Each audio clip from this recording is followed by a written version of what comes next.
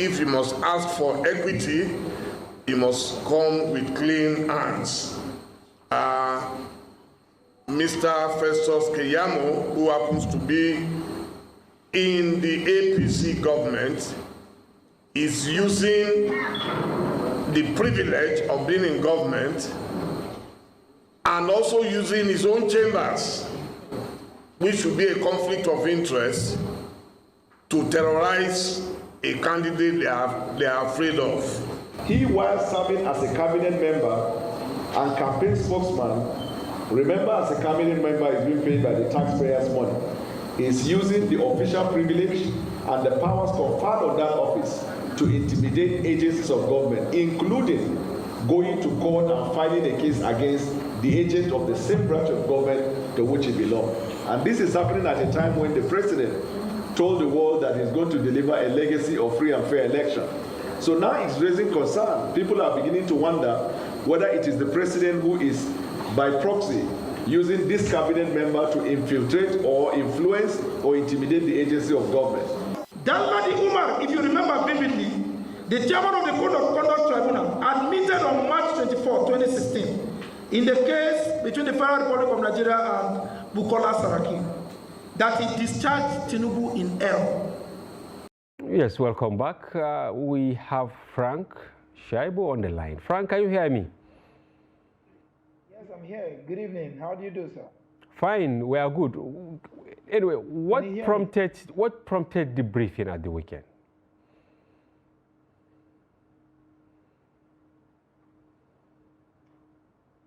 Hello? Yes, what prompted the press briefing you held at the weekend? What prompted, on what grounds, why, at this time of the campaign?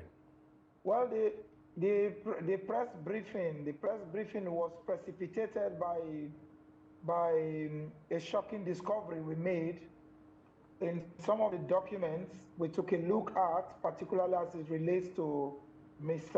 Ahmed Bola Tinubu. And that was why we had to let Nigerians know the character of the candidate of the All Progressive Congress. What are some of those documents? Like what and what? Particularly, the document in question has to do with a petition written by the former managing director of Alpha Beta Consulting Limited, a company that is owned wholly and solely by Mr. Ahmed Bola Ahmed Tinubu and has been there since 2002 while he was governor, against what we call the Code of Conduct Bureau and the Public Service Act. But you know, Frank, even if you say that company belongs to him, most likely he must have resigned when he took a political position, right? No. The company was established through proxies in 2002, and Mr. Akpara, who was the managing director of the company, was the one who proposed the idea of setting up a company that will collect revenue and taxes on behalf of the Lagos State government.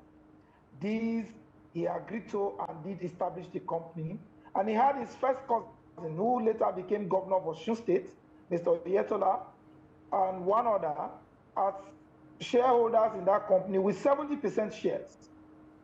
Now, what prompted us and what prompted the press conference? In the report made by that Mr. by Mr. Tinubu, who was later to be churched by Mr. Tinubu in the course of their transactions after Tinubu left office, the man said he resigned from the company when he saw the movement of cash.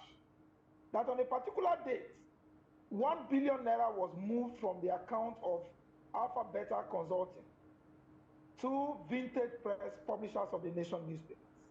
But all those transactions were not important to us.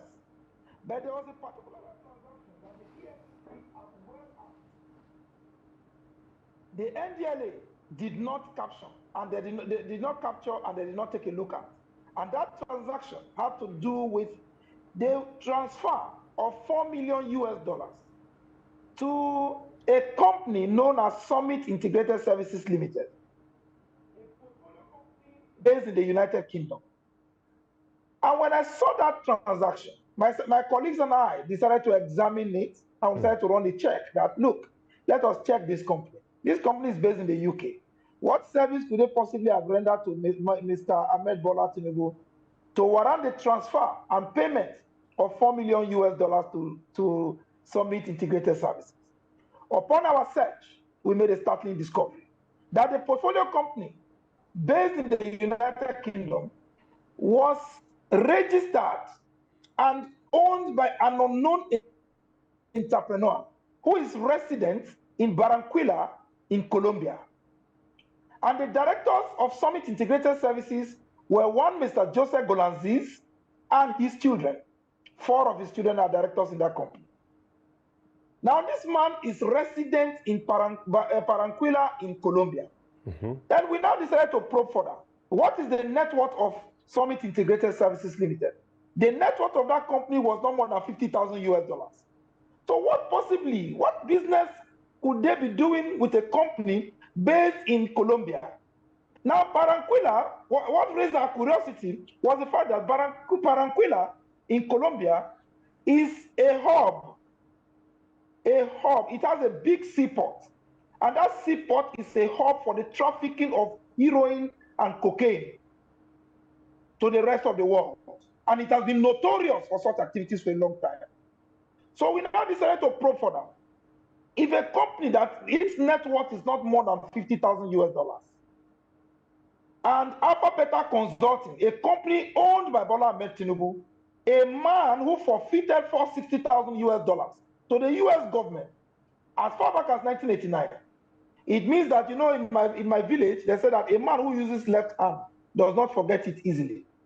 Now, this transaction, curiously, was done on the 18th of March, 2015. 2015. Years after Mr. Bola Ahmed Tinubu had left office. Some years after the issue of drug trafficking and heroin trafficking and the forfeiture of $460,000 had taken place. Ordinarily, a man who ran away from the US after that particular case should have abandoned anything that had to do with drug and drug trafficking. But we have to now investigate that transaction. And it is clear that that particular payment was done either for the supply of certain substance or payment for substance undelivered or delivered and have not been paid for, or blackmail, and all of them. And it even goes to show, because if a company, a portfolio company, a suitcase portfolio company established in the United Kingdom, owned solely by one Colombian, and Alpha Beta owned solely by Ahmed Bola Tinubu, is transferring money to this company without details of such transactions. And the company does not offer any service. Can you hear me, Frank? Then it behoves on us to ask the Nigerian people. Yes, I can hear you. Yes. Are you now Can you hear me? What the Minister of State for Labor did?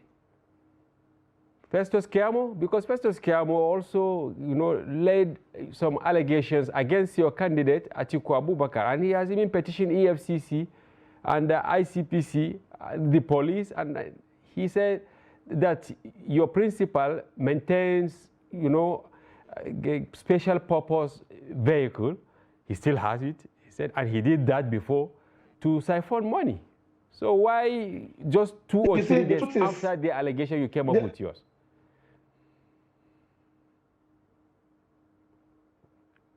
There are 2 different things, my dear brother.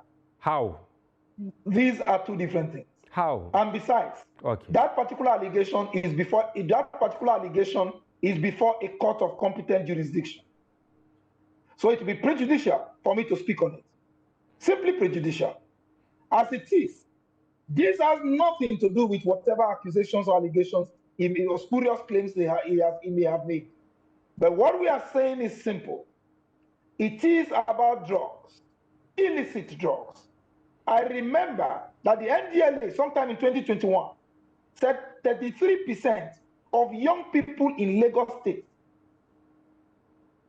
are involved in the intake of hard drugs and hard substances. And what that represents, that is a state that has been ruled and superintended over.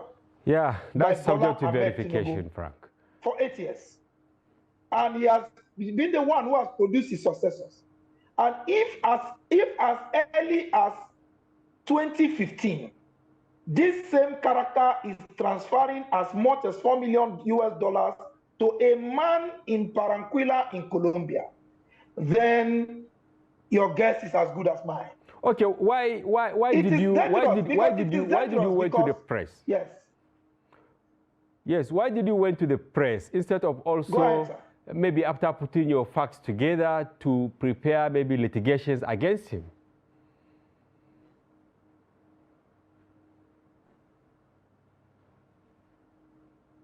Yes, we go to the press because we do not have the powers of clairvoyance. We do not have the powers to bully anybody. We do not have state apparatus like Festus Keyamo, who will give an ultimatum even to a department of a federal agency that ordinarily he has no power to do so. So what do? We talk to the Nigerian people who are the voting population to let them know the character of this same man who has failed to subject himself to interrogation, who has failed to subject himself to any form of interview or debate, but who wants an automatic employment without a job interview. So we have to use a vehicle, and the vehicle is the media, to speak to the people that this is the character of this man. Please, can you, the Nigerian masses, ask him, what is the transaction to a company owned by a Colombian in Barranquilla? What is it meant for? Knowing full well that the state of Barranquilla has one of the biggest seaports that is notorious for the trafficking of heroin and cocaine. If he can give Nigerians an honest answer. But how sure are you? It will be awesome. Frank, how sure are you that those funds transferred to the country you are mentioning are actually meant to finalize drug dealings? He is a businessman. He has partners and all that. No. Hold on. Let me tell you something. If you look at the profile of the company, I just gave you the company name. You don't need to go to a CSC company to begin to find out the profile of the company. Summit Integrated Services Limited is a portfolio company registered in the United Kingdom. But the directors of that company reside in Barranquilla in Colombia. What are they doing there? It's a portfolio company. So what they do is simple. It is a strategic game where what it represents is simple. It is payment for drugs undelivered, heroin undelivered, or heroin about to be delivered. Allegedly. But because of the notoriety of that particular city and its ports, and because there was no payment description, it behoves on the agency of government. It behoves on the Nigerian people to ask. It's a very curious transaction. We didn't bother. He paid $1 billion to Vintage Press, publishers of the Nation News. We didn't complain. He paid to other agencies. We didn't complain. We have no issues with those. But a man who is associated with drugs, a man who has forfeited $460,000 to the American government because of his involvement in an illicit transaction involving heroin trafficking. Such a man, when he now makes a transaction to a city that warehouses a port that is notorious for shipment of drugs, heroin, and cocaine, what do we say?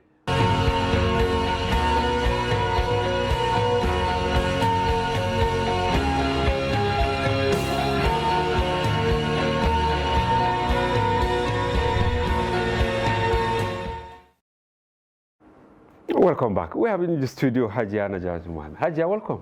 Thank you so much. We are happy to host you. Thank you so much. You took over the airspace, let me put it mildly, last week with your sudden announcement of disengagement, because it was actually this engagement you had with the APC, that you no longer support the party, the candidate, and all that. Yeah.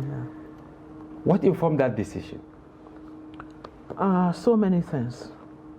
First and foremost, I want people to understand that I didn't want to take that position in the first place.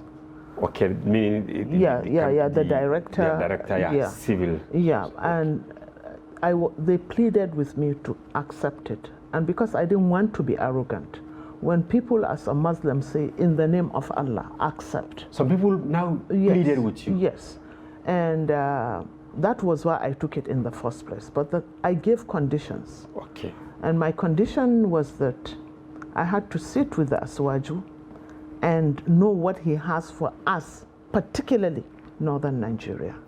Okay. Because, like I told him, I can no longer be a zombie. When we followed Buhari, we followed him without an agenda. We followed him blindfolded.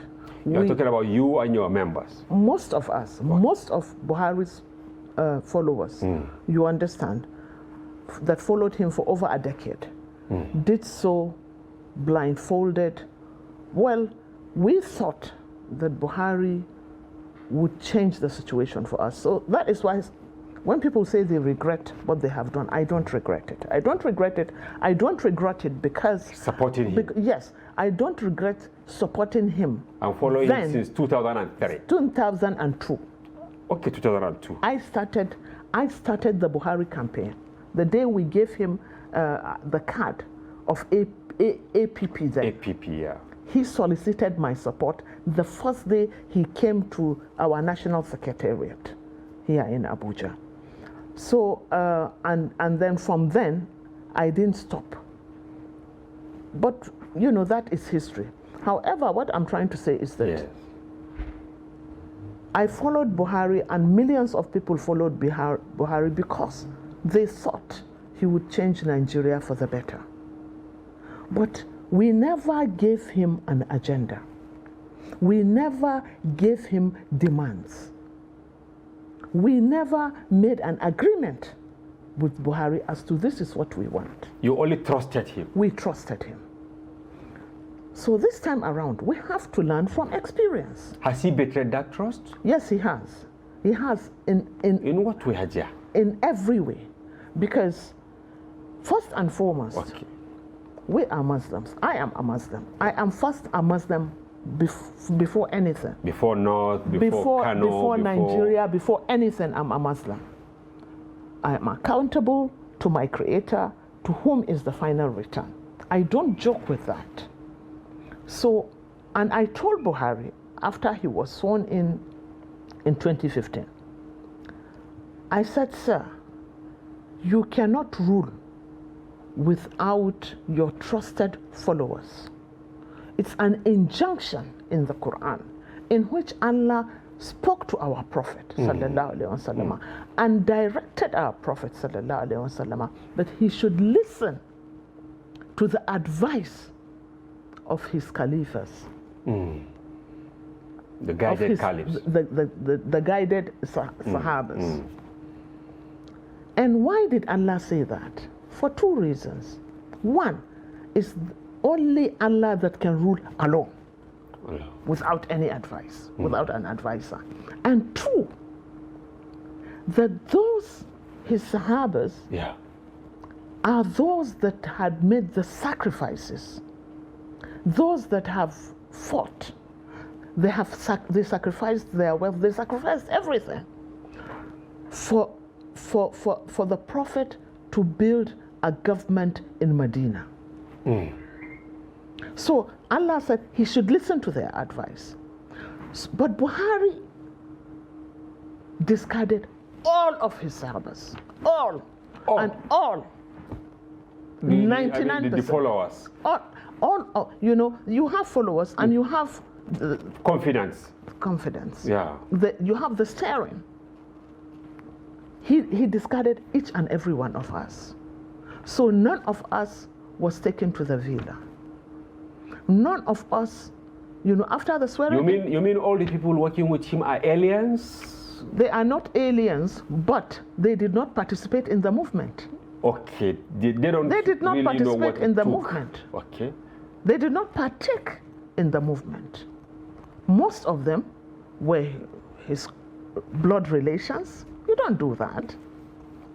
We all know about the cabal. The cabal is made up of his blood relations. But he has been dismissing cabal. Those close to him have been saying nothing like cabal. Well, you know, there's a difference between the lie and the truth. Okay. We don't have to go into that. Okay, fine. However, it is forbidden in Islam to take people just because they are your blood relations. You don't do that as Muslims. So I'm first and foremost a Muslim. And that all the promises he made concerning corruption, concerning security, concerning agriculture, concerning giving Nigerians an enabling environment to conduct their businesses, he reneged on all the promises. He is serving on the most corrupt government Nigeria has ever had, because at no time in you Nigeria, mean his government is the most corrupt? It is the most corrupt as of today. Compared to both military and civil? Yes, it is the most corrupt, because it's only in... But you have some facts, Hajia, because he said he is fighting corruption more than any other Who did he fight?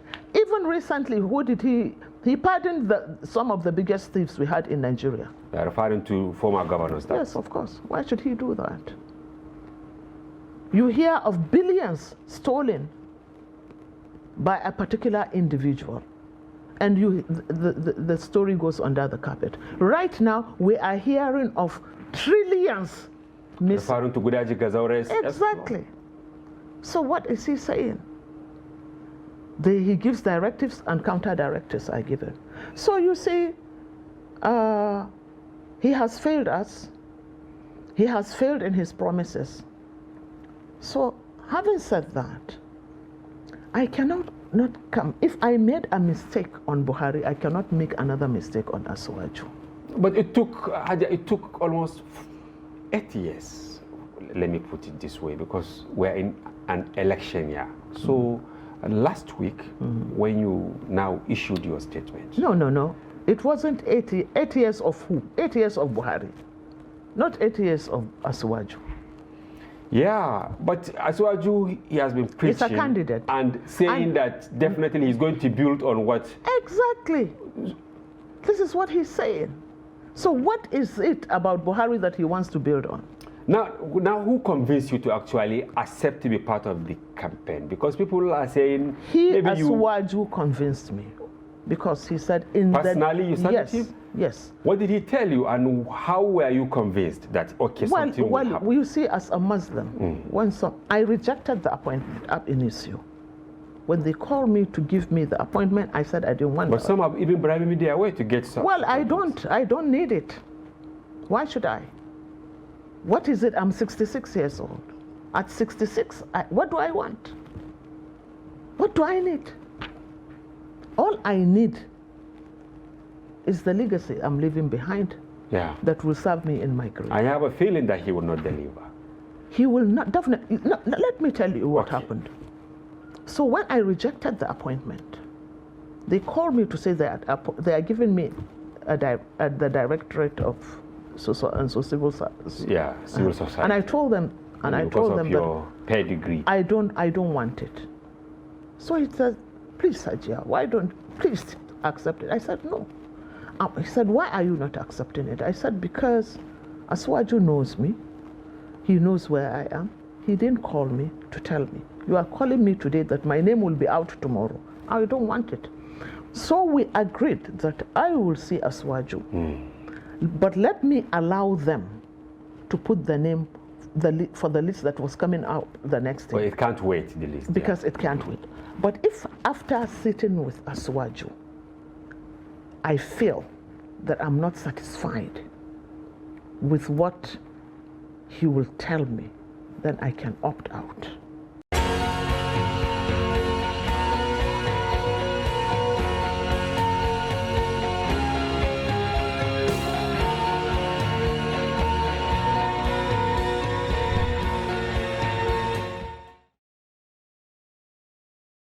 Yeah, welcome back. Mr. Ali, welcome to the studio again. Very much. You've been fighting. Have we? So to speak. Well, before we got there, maybe a word or two on our tidbits. Buhari was in Lagos. What is your take? Some are saying he is commissioning projects financed by others, not by his government. I don't know. Well, when people say stuff like that, you begin to wonder, where are these people coming from? Lagos is controlled by APC. It's a APC program. Buhari came to office on the platform of the APC. And we had thought the whole idea is to get people interested to invest in places where both sides would be a win-win situation. Yeah. So whether the federal government financed the project or some investors actually invested, I think it's a win-win for all of us, for all sides. But then you expect critics to say otherwise. It has been the lot of traducers of the Buhari regime to pick holes in whatever ceiling the government has broken. And the government has been breaking a lot of ceiling to get to where we are now.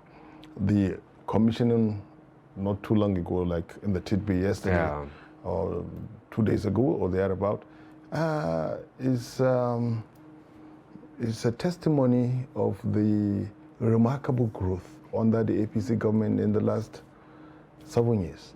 Okay, we will have more on this when we get to the program, probably, Yes. because one of the allegations by Haji Najat was on non-performance. Yeah. And the reps, also yesterday said there is the need to extend the, rolling out of the all Naira notes in order to accommodate the disprivileged Nigerians, the unbanked Nigerians and all that. Do you have anything to say on this? No, of course. I think, you see, people have said the CBN should relax the deadline. Yes. And really, I am of the considered opinion that the deadline should be extended. Is it because you are actually in a campaign committee because you're supposed to spend a lot of money, cash? Well, no, the thing is, you have to be mindful. It's not even about the election that is around the corner. It's not about that. We're looking at the bigger picture. Some of us old enough who witnessed what happened nearly 40 years ago, in 1984. A lot of people, then even the were still, well, if you like to refer to that period as an analog era, a lot of people were broken by the 2 weeks window, which was not extended. 2 weeks, people were sleeping in the banks. But so now, some died on queue. People make references to other places, even more developed economies, where it takes years for currency to be swapped or exchanged. Take, for example, the United Kingdom.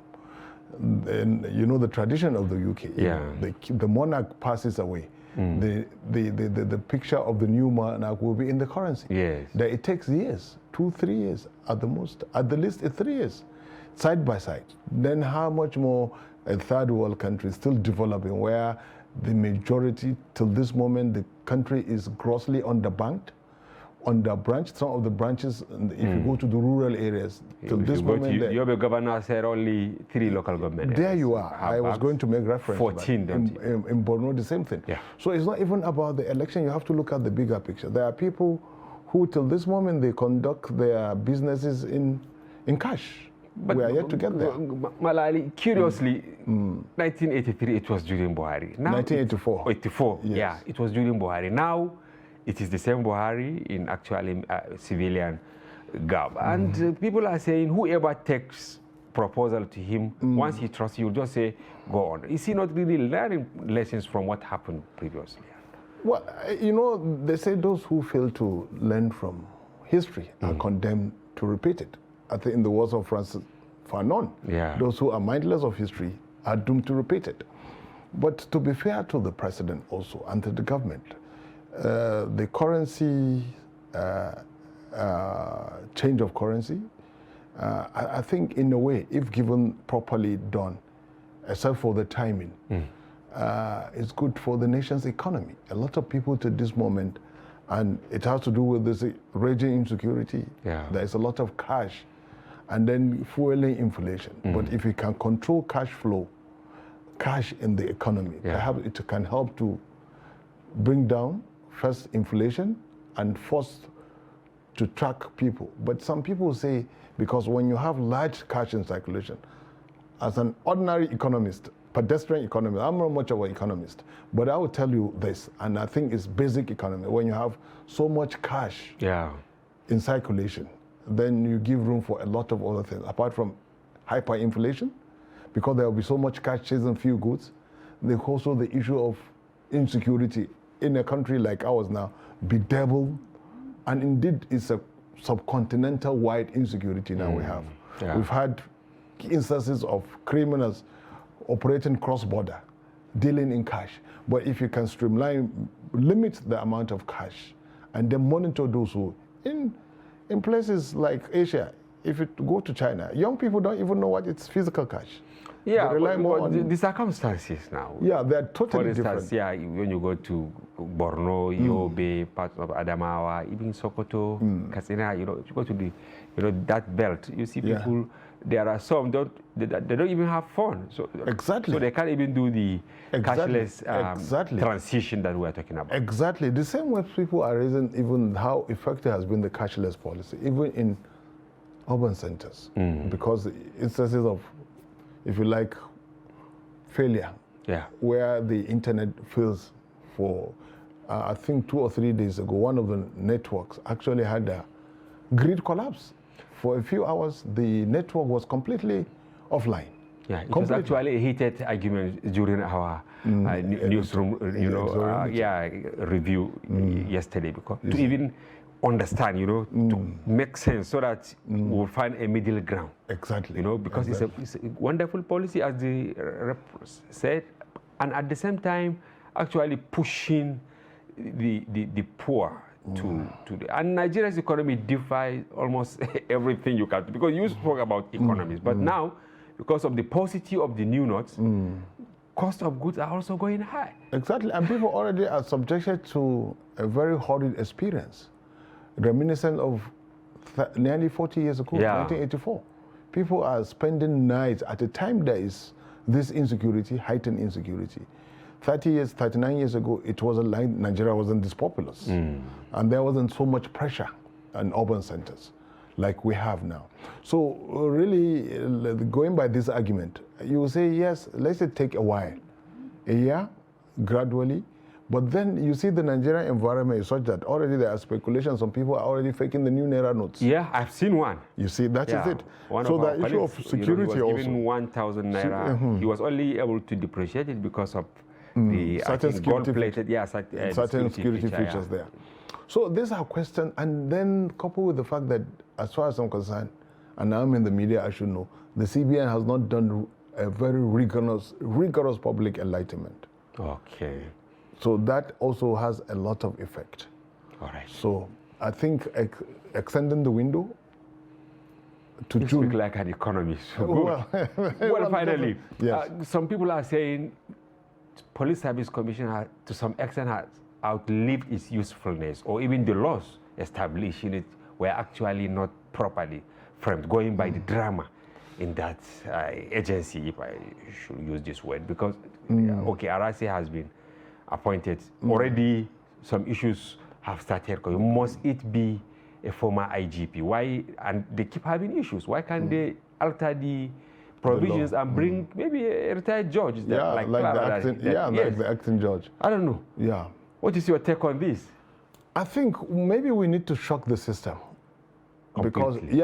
Because they are just rivals with the police force. Yeah. We need to shock the system. And I think it has happened just like the president shocked the Nigerian custom by having a retired military officer to head the custom. Yes. And look at... You don't have that acrimony any longer. Exactly. And then and there might be, but it's not so visible. You understand? But you see, there is always this back and forth between the Service Commission and a sitting IG. And if you like a show of force, people always pull in ranks. And the police force, just like the military, there is this almost always, there is this peer, I don't know, rivalry of sort. So if you want to shock the system now, you get someone like, I think it happened in one African country, I'm trying to remember, was it Kenya? I'm not too sure now. So let me just say, but it happened in one African country. The president of the country decided to shock the police, so he appointed a human rights lawyer to head the police force. And it worked. Things changed. It worked.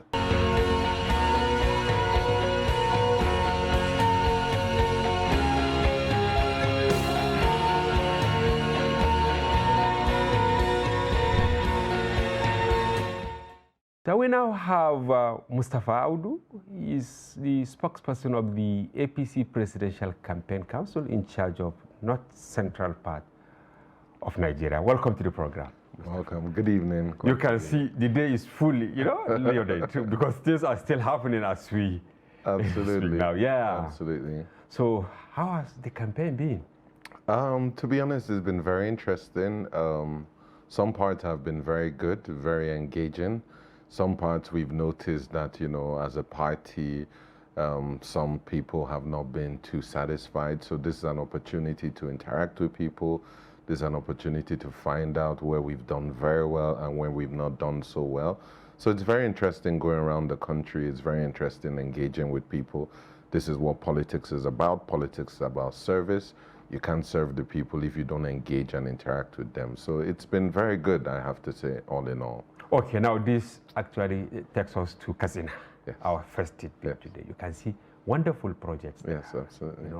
Bridges, underpasses, hospital, and all that. But soon after the commissioning, the youth took to the streets. Why do you think this is happening at this time?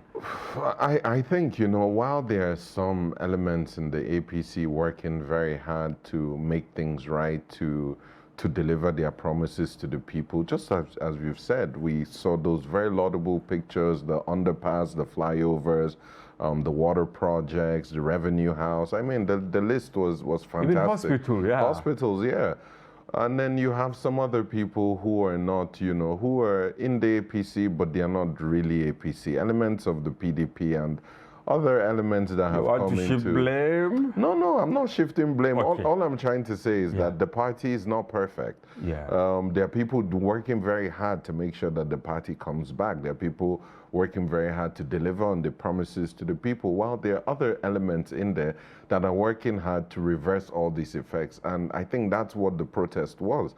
The protest wasn't about the projects or lack thereof. The issue, I could hear it, Bamwai, was about the money, about the situation of changing the currency at this critical stage and giving very, very little time to accept the previous currency, to pass the information over, and then because at the end of the day, some banks are still issuing the old currencies, So, in fact, you have to even plead with them. We have a story that people will go to the banking hall, they will tell them that they don't have money. Absolutely. That go to the ATM. And when you go out, the ATMs are also empty. Some give old money. So you can see that obviously people are going to be frustrated with this. People are going to be unhappy, and that's how the reaction comes out.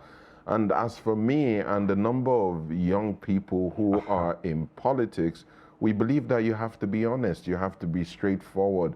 We're not the type to junket from one party to the other. So are you happy with what is happening? Or no, of course not. Of course not. I have to be realistic. If we want to be reelected, we have to be honest with Nigerians, because they're not fools. The beavers will show you that if you're overconfident or incompetent, you'll be voted out. Wow. So for us, it's about facing reality. For us, it's about knowing that, yes, there are problems, but we have people with capacity to tackle these problems, even when, some people are legitimately setting these booby traps for us to fall into, So yeah, which we will get there, because your candidate actually said that, and it's actually the major topic of discussion today. But still on this, don't you think Buhari can change the tide by just making a statement? Absolutely. To be honest, I'm not Mr. President. I'm not amongst the people that are around him constantly. Yes. There are some things which I, as an individual, as a party man, feel that he should react to. Him coming out and addressing some issues really stems that out immediately. People know that he has been elected as the #1 citizen. So when there are issues, he's the default person to go to. But Mr. President sometimes allows for the system to operate. Now, there's an advantage and a disadvantage to that. Advantage is the lack of interference, so you allow people carry out the policies that they genuinely want to carry out. But the disadvantage is that when those people carry out those policies and they're failing, and there's no one to tell them to stop or press the brakes, then they continue with failed policies, and then it spirals to you know, dissatisfaction with the party. So I think we see some of that here and there. But at the end of the day, I honestly, genuinely believe that our two front runners, which is Asiwaju Ahmed Bola Tinubu and His Excellency Kashim Shettima, are truly and genuinely competent.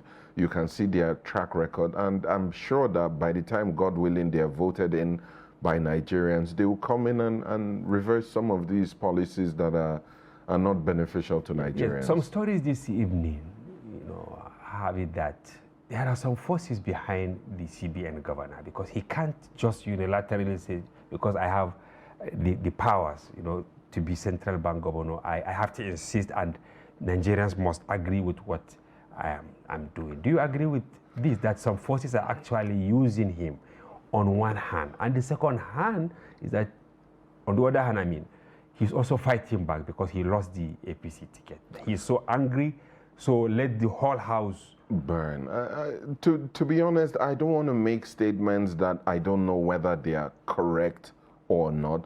But from perception, from looking at it, it doesn't really look good.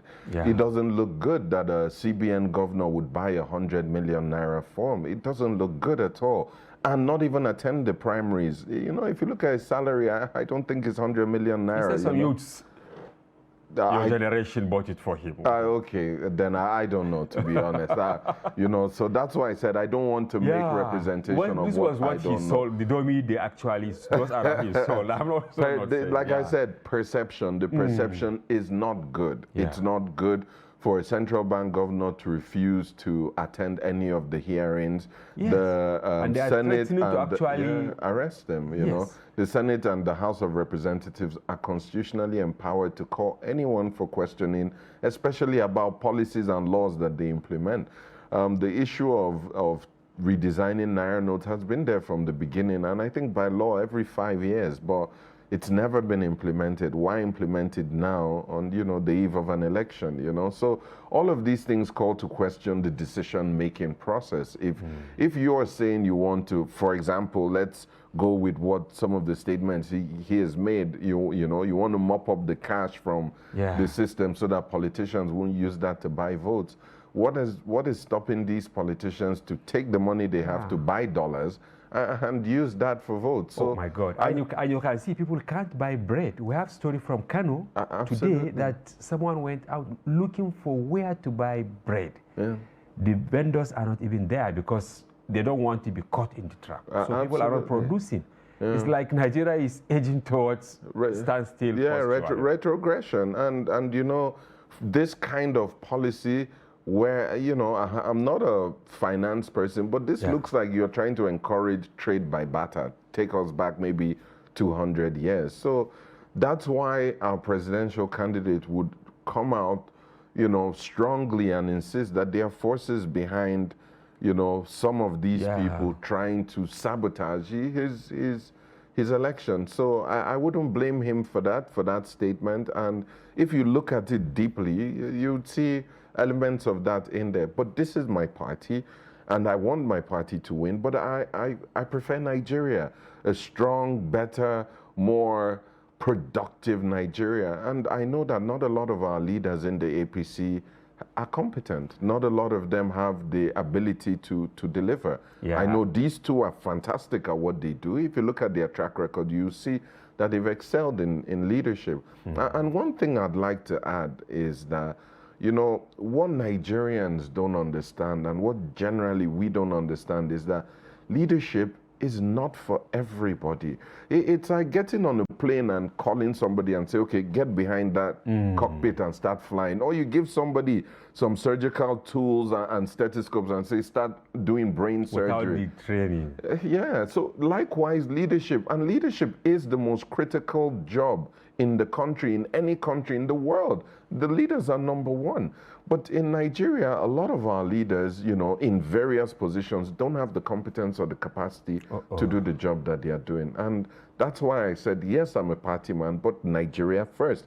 Vote for those who are competent and can do the job. I believe Asiwaju and Kashim Shettima can do the job. But some governors, some senators, some House of Representatives are actually utterly incompetent. And for this, I would encourage Nigerians to vote them out. It means that our party will be stronger. It means that other parties would also take a cue and know that if you don't perform, if you decide to fill the system up with incompetent people who would be beholden to you, they'll be voted out.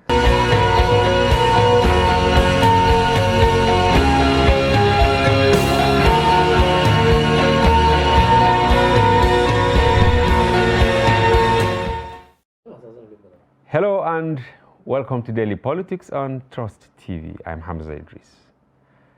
Viewers, many of you must have realized that we have entered what some of us will call, queuing season, as we are queuing at filling stations to get fuel, queuing at INEC local government offices to collect our permanent voters card, and recently we are queuing at banks to deposit our all notes as the deadline fast approaches.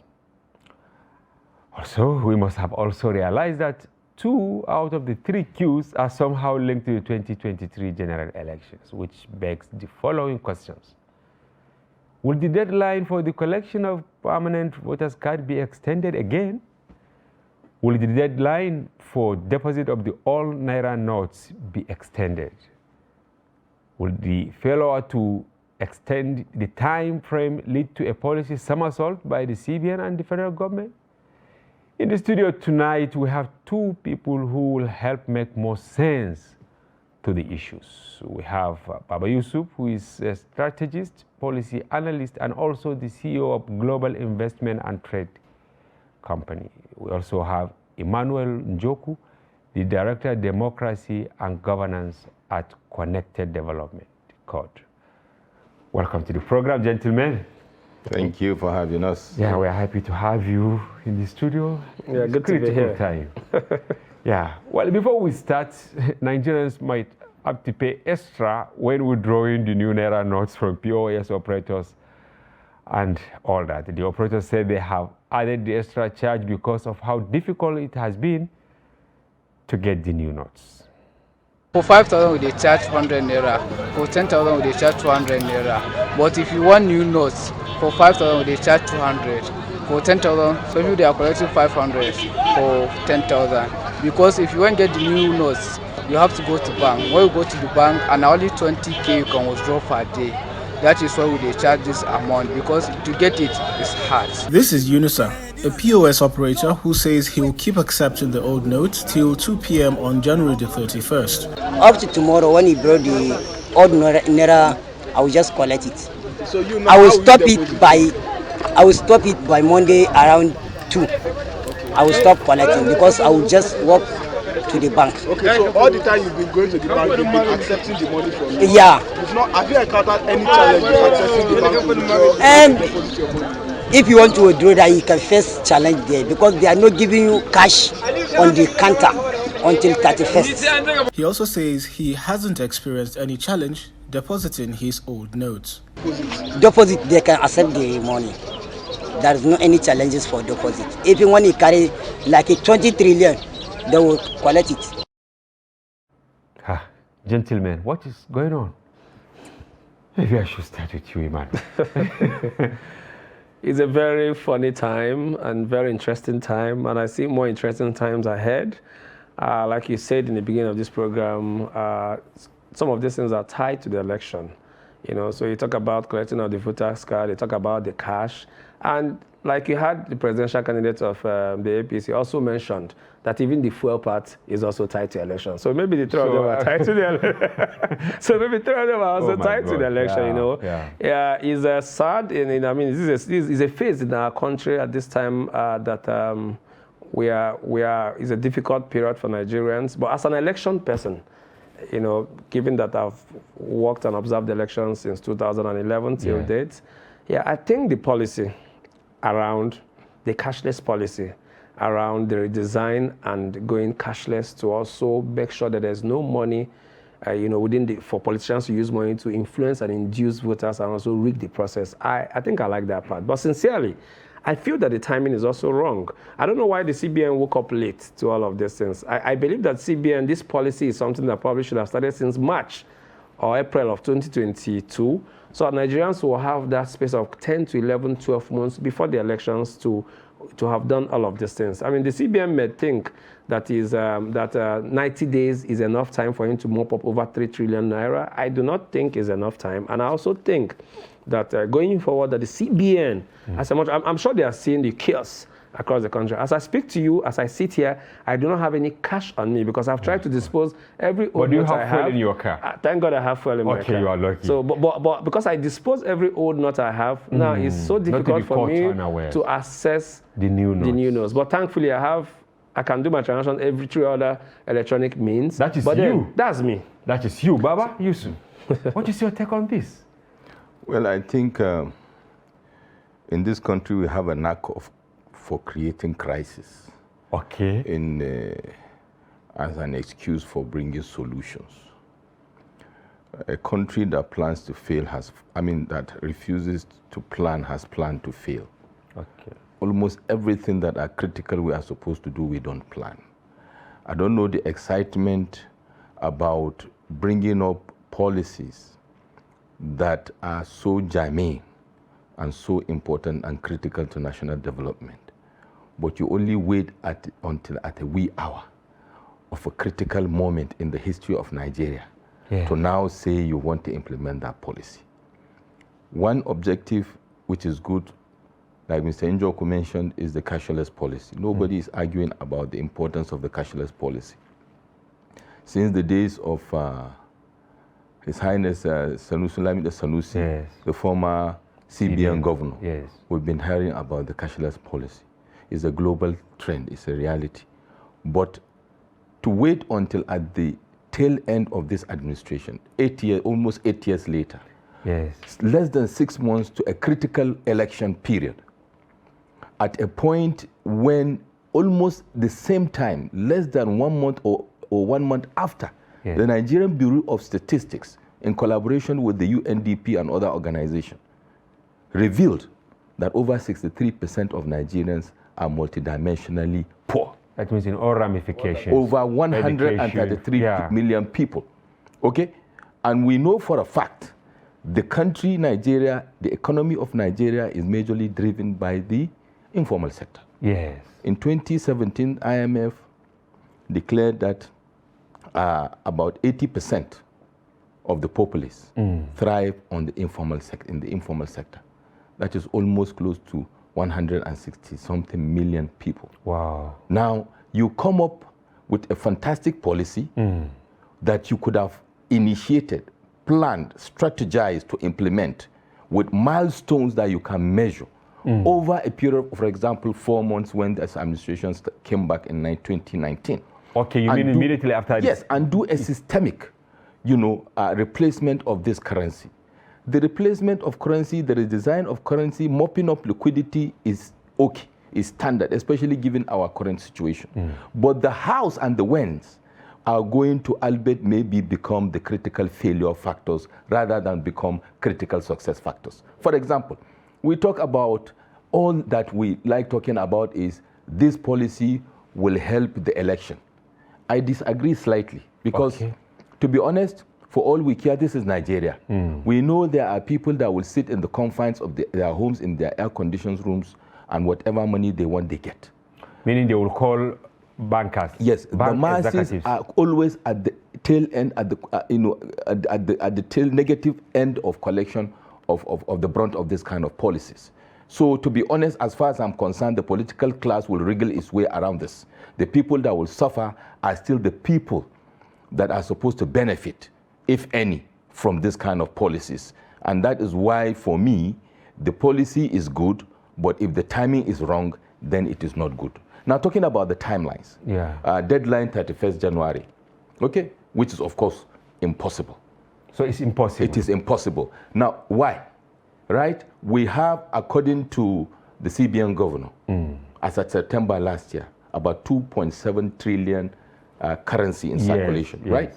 And according to the deputy governor of CBN, Aisha Ahmed, when she appeared before the House of Representatives, she mentioned there was an order to print about 500 million redesigned notes. Billion, yeah. Billion. You know, to go into the economy. Billion. Right? Billion, at the yeah. cost of about 281 billion. Oh my God. Naira. Now, where is the correlation between theory and reality, between virtual reality and reality, in terms of what you have ordered to print, with the deadline you have given, with the liquidity you are trying to mop up? Okay, if you have 500 million notes, okay, one may argue there are denominations of 1,000 and 500 naira notes and 200 naira. If you take a rule of thumb and even use the 1,000 naira notes as the only denomination that will be printed, right? Yeah. You are still going to be at the borderline of achieving that target number, okay? And then what is the empirical position taken by the CBN vis-a-vis the cash in circulation when we see trailer loads of cash anyway manifesting and metamorphosing from all angles in Nigeria, that ab initio we are not considered to be in circulation because it presupposes the currency in circulation as quoted by CBN are currencies that have been recorded in circulation. I can see Emmanuel nodding his head. Yeah, and smiling. He roll out some statistics. They don't just add up with what the CBN wants to achieve. Who is actually causing this confusion? I think the CBN didn't do their homework well, frankly speaking, because some people have tried to blame Nigerians that Nigerians like to wait for last minute, but it doesn't even apply in this situation. Yeah. Because I know as of last week, I went to a particular bank in Abuja in Area 3 to pull money from ATM, and I was still giving old notes. So how does it now work that I bring in, let's say, 200,000 of my old notes, and I still go to ATM and still giving back the same old notes? Even though I know that there are strategies the bank are probably using, because just yesterday I was sitting out with a friend, and the wife called that she has just been suspended. The reason being that she's the cash operational officer of the branch. Yes. Reason being that when the new notes come to the bank, instead of some of these banks to put it out through the right channel so it gets to the people, which is supposed to have started long ago, they only end up giving the money, just like he said, to their VIP customers. So this particular lady was making the money available through her colleagues to go to their own kind of VIP customers. But the bank found out and suspended her for 1 month. So the problem is not just CBN, but also the commercial banks as well, who instead of making this money available, I know people who have been able to access. I was at an event and I saw people spraying a lot of this new currency that is not even available. So the question is, how do you get it? And these are the challenges, and these are some of the things that the CBN has supposed to have been taking into consideration before giving that 90 days. So I don't know if they thought that 90 days. Typically, they should know that if you give people 90 days, typically, naturally, they won't start returning it from the first day, because even the new notes was not even available. So you should expect that the mopping up of about the 3 trillion that was in circulation will probably start at the last days, which is about the last 30 days. There's a lot of chaos going on around the country. I have colleagues who are in Sokoto, in the faraway rural communities of Sokoto, all week doing a community project that my organization is handling. One of our colleagues got very stranded because in those communities, as at Monday, the people in those communities they've stopped collecting the old notes already. So my friend, so how are they my friend exhausted his money, and he needed water. He couldn't even afford water because everybody there is telling you that they're not collecting the old notes. There's a lot of robbery going on around that region of the country because people are moving in a lot of cash, either to try to buy gold from Kano or try to source dollars from across the country. So it's chaotic. And frankly, this 31st, which is just Tuesday here, midnight of Tuesday, will not work. I said, I'm here, I'm sitting here, I don't have any money. I don't know how I'm going to access money this night. But do you have the new notes? Do you have the new notes? Well, I have a mix of both. To take it off from there, Hamza, the Njoku viewers, it is the CBN should know. I'm not casting aspersions at the CBN. This is not a CBN But Nigerians issue. This is a Nigerian issue. And Nigerians are casting the CBN. You have about over 200 million human beings that want to circulate currencies around within a period of 90 days. Obviously, it's dead on arrival. Okay? It will not work. It is not going to work.